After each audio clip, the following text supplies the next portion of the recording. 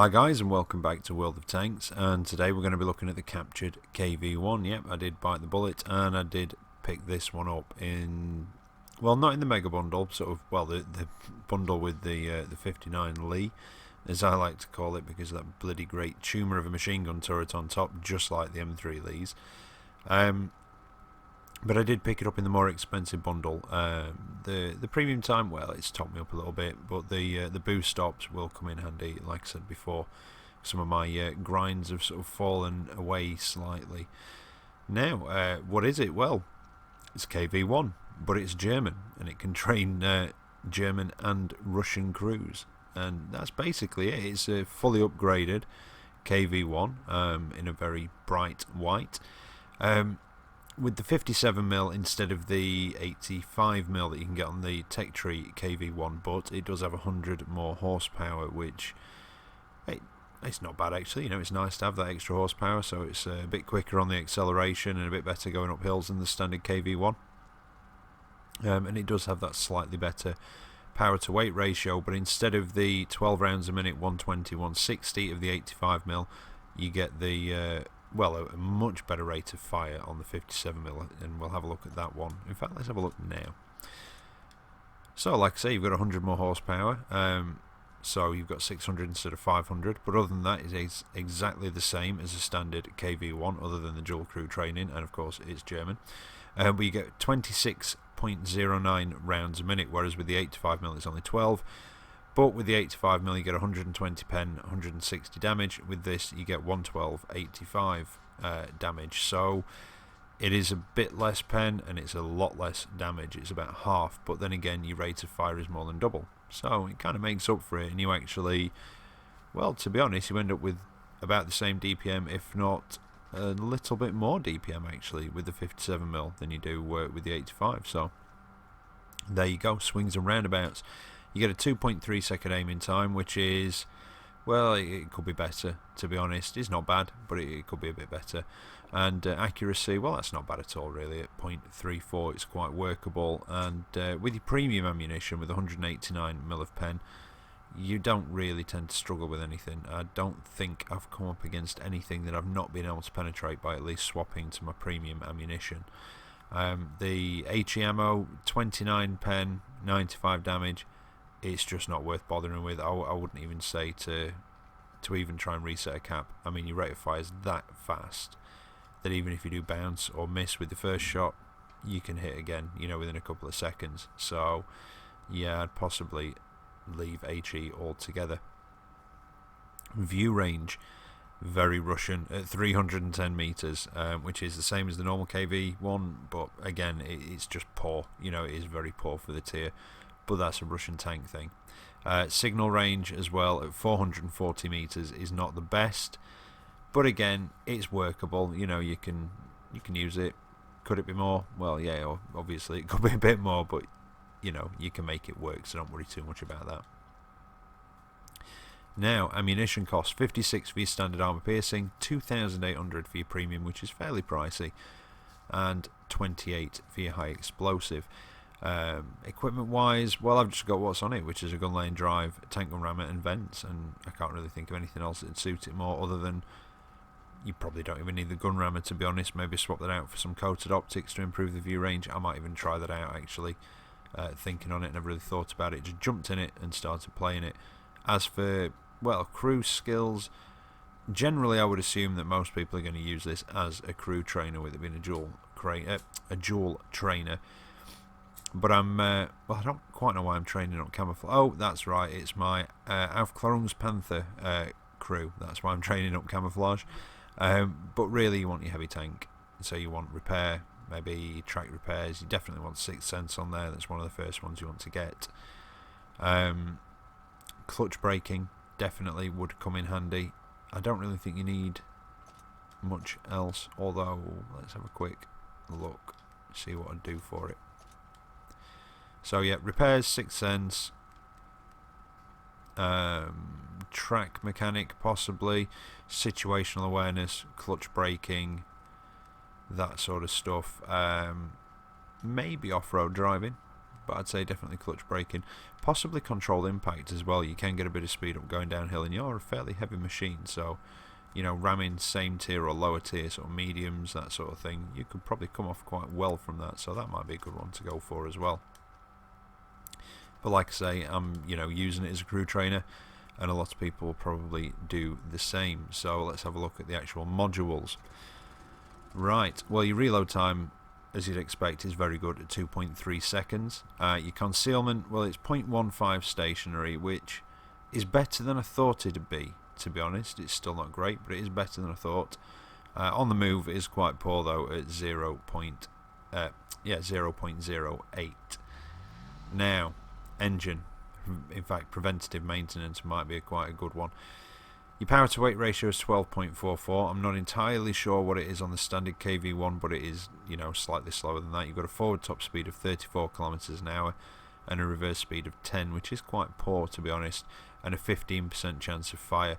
But most of the tank is engine. You've got a big old engine block towards the back, and then on the left hand side of the tank you've got another large piece of engine just under the turret, and then the other side, the right hand side of the tank, well, basically the whole side of the thing is just engine. So you're going to have to try very, very hard not to damage the engine when you're shooting at one of these things. Now, we've already covered the gun, you know, the damage and the penetration, but you do get an elevation of 25 degrees and quite a nice surprise in the gun depression as well with the 57mm. You get -7 degrees, which isn't the best in the game, but it's certainly better than a lot of the Russian vehicles have got with the depression. So, you know, you can work that, you can work some of the ridge lines with it, and it does work quite effectively on there as well. You've got quite a rounded gun mantle, and you know, when you are using your full gun depression and only showing that bit of your turret, you can bounce quite a few shots. Now, hull traverse is 20 degrees, which is why, you know, you probably want clutch braking on it.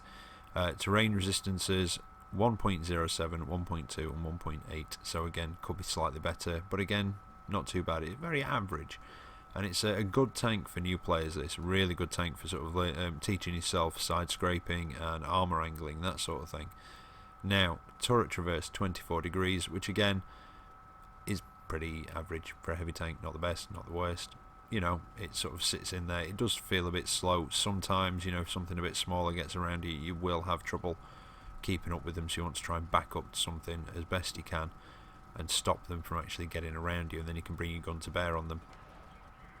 Radio, quite small and down right in the front side of the hull towards the front left hand side there. Ammunition blocks, well, that's the back of the turret either side, but if you're shooting it from the rear, don't shoot the middle because you'll miss.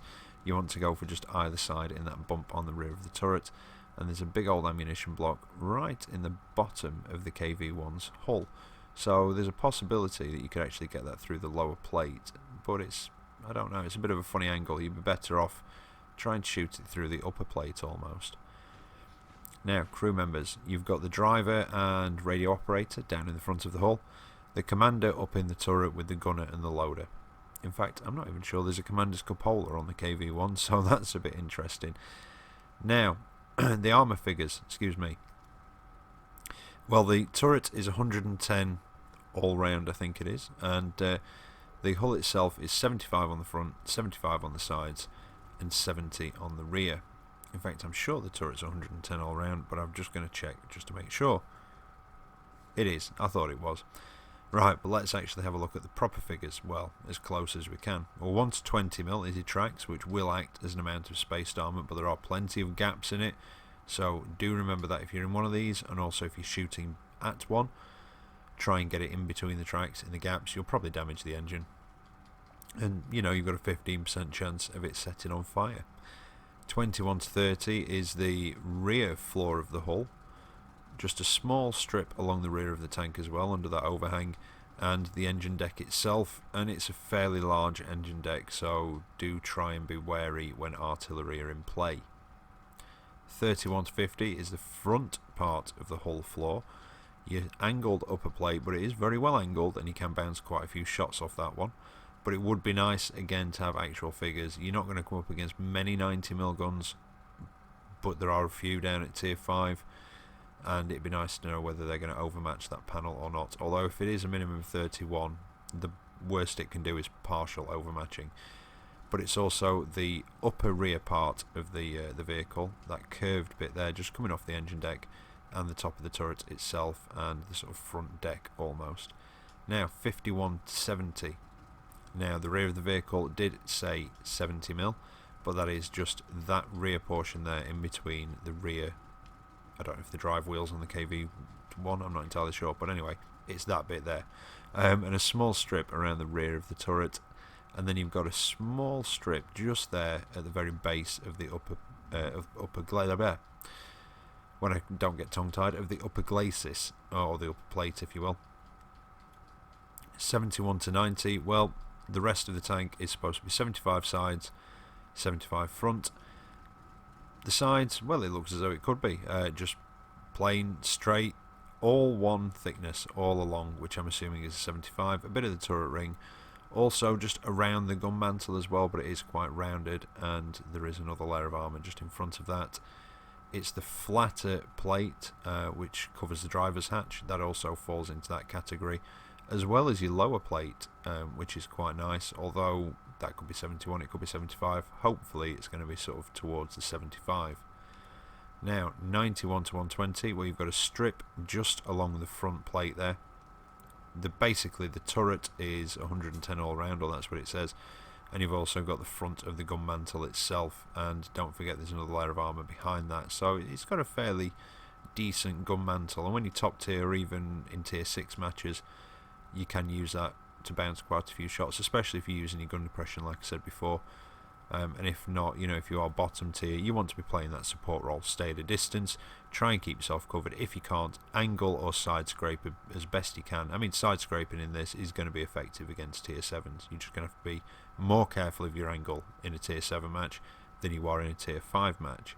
But again, if you keep at a distance, angle your tank properly or side scrape, you can bounce shots in a tier 7, but you are definitely limited to a support role. But the problem then is that your penetration's not really great at a distance, so yeah, again, swings and roundabouts. Now it does play up to tier 7, which I nearly forgot. It does not get premium matchmaking because, well, it is just KV-1.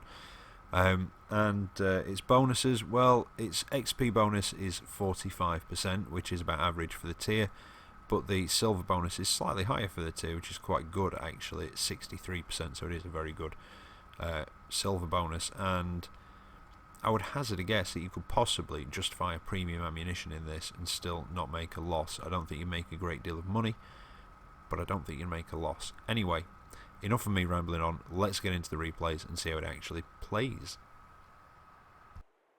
Right, so here we are for the first of the replays. It's a tier 5 match, it's Severogorsk, and it's a standard battle.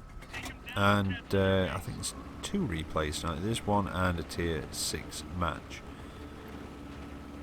Now straight off you can probably see it is that little bit nippier on the acceleration than the standard KV-1, or well, those of you who've been in the KV-1 will anyway. And I think I said before in the garage that it is, the KV-1 is a, you know, a good heavy tank for beginners, or people that, you know, want to test, you know, they're maybe not playing the game for very long, they've been in lights, mediums, that sort of thing, and they want to test out the heavies. They are a good tank for learning the sort of heavy tanking skills, if you see what I mean. And this captured KV-1 is especially good for new players because it's, you know, it's got that decent crew training. Well, tongue-tied again.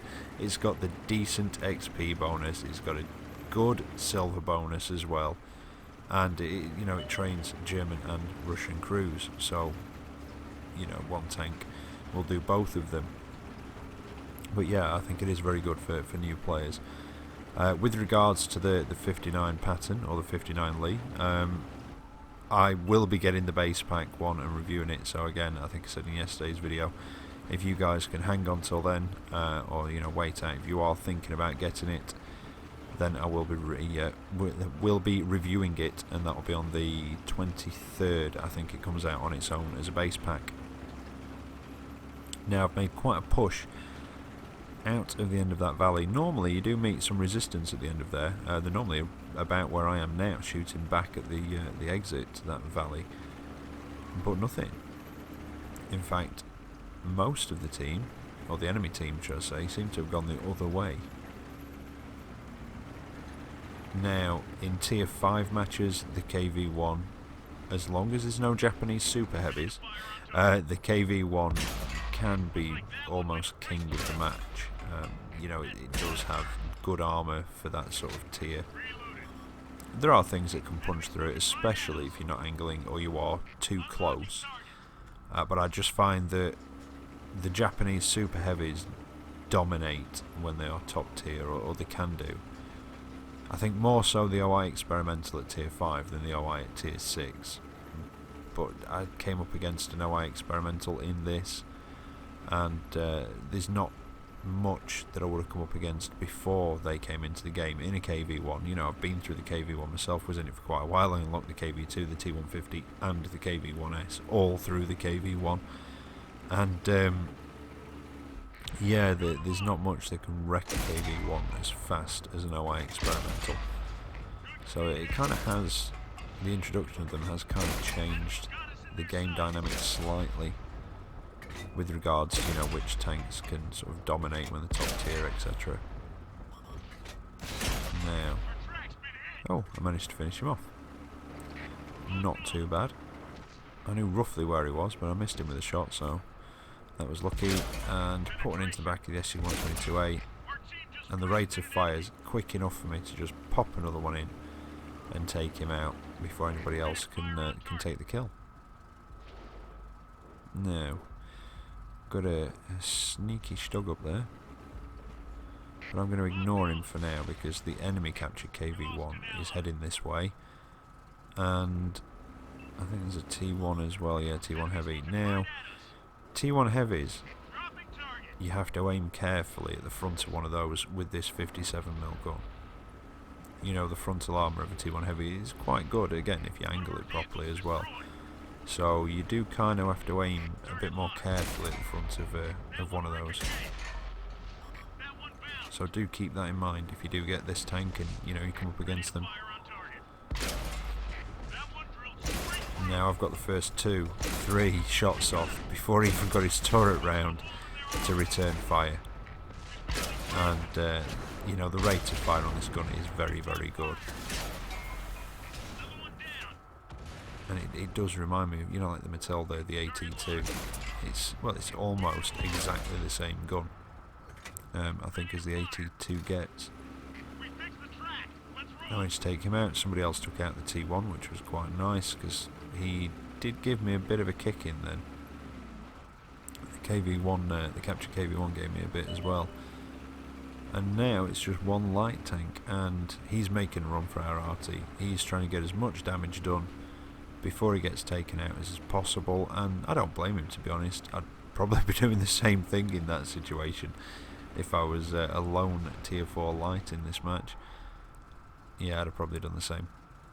And that's it, match is over. I'm not quite sure who took him out, I didn't quite see there.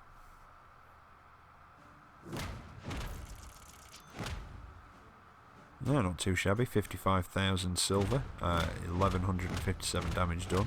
Don't forget it's 85 average damage per shot, 490 blocked. But I think I got a bit of silver from the op there. Yeah, 5,000, so 50,000 silver. But at tier 5, 50,000 silver, you know, that's a fairly decent earnings for a match. I came top of the table with 4 kills as well, which is, again, is always nice. But the KV-1 is one of those tanks that you would expect to do quite well when it's top tier.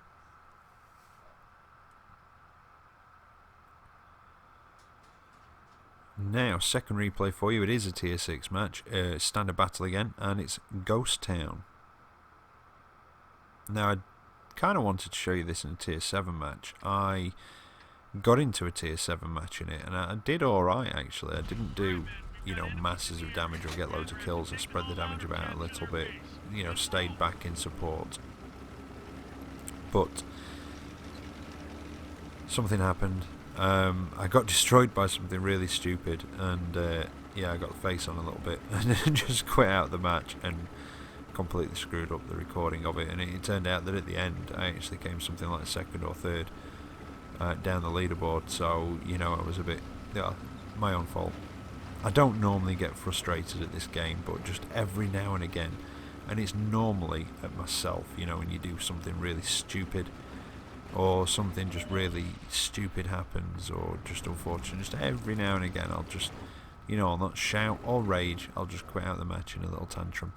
And then that was one of those times, and well, yeah, I wish I hadn't now, because it would have been alright to show you.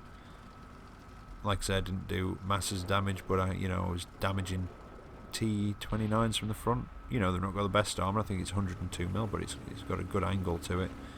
But you can aim for that machine gun weak spot, and I was hitting it and penning. Although it was with premium ammunition, because I was at a bit of a range, but never mind.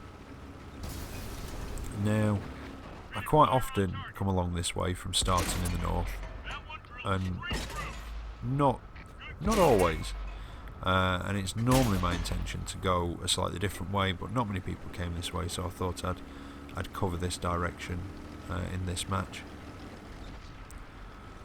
And I managed to, well, took out the M3 Lee. Nope, I didn't take out the M3 Lee, somebody else did. I tracked him and damaged him, but I did get a bit of assist from being taken out, so that's not too bad.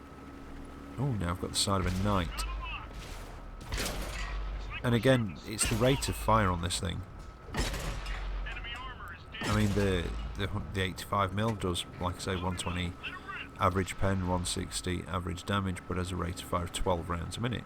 You do 85 average damage, but have got more than double the rate of fire.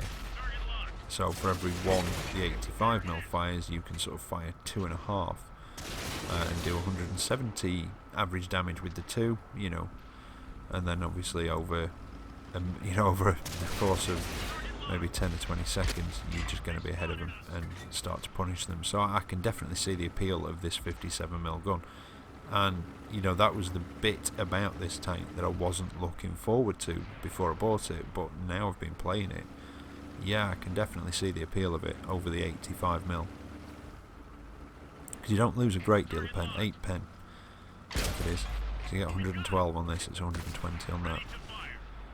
Now I managed to get a cheeky hit into the Chiha, I think it's Chiha, was it? And just pop round the corner, and I just get the shot in first to finish off that. Was it an A20?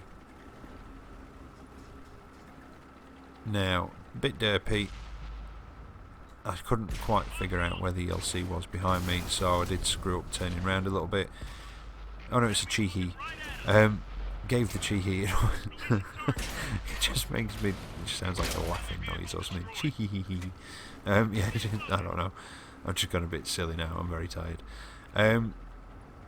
Anyway, yeah, gave him the back of my tank, so he did get a couple of shots in. I'm going to go after that knight again. I'm kind of ignoring the ELC. There's a medium tank going after him, and I'm hoping he's going to ignore me, but I think I see this knight. A mixture of him and the Chihi is the sort of bigger threat. I did get his ammo rack, and he's thinking twice now, he's backing off. And again, the knights, you know, it's got decent penetration, it's tier 6 medium, but angled properly, give it a bit of range, and you can bounce from them. And again, side scraping. You know, when you're bottom tier in this tank, side scraping is the key. Because it, you know, it just uses your side armour, you know, to the fullest, and it's quite a good tank at reverse side scraping as well, because it's quite long and the turret's mounted quite far forwards. But reverse side scraping is a lot harder than side scraping. And I just managed to get the last cheeky little bit of damage off that KV-1S. And yeah, that's when the ELC gets taken out, and that's the match.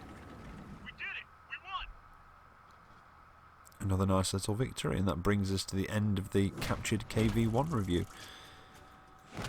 Came out that with 2000 XP, so I'm quite happy with that. Just over 1000 damage done, and came top of the table, which is always nice when you're not top tier. But there you go, the captured KV-1. So I hope I've been able to help you make up your mind as to whether you'd like to buy it. Maybe wait for the base package and get that one. And I hope you've been entertained. So as always, take care out there, and I will catch you next time. See you later.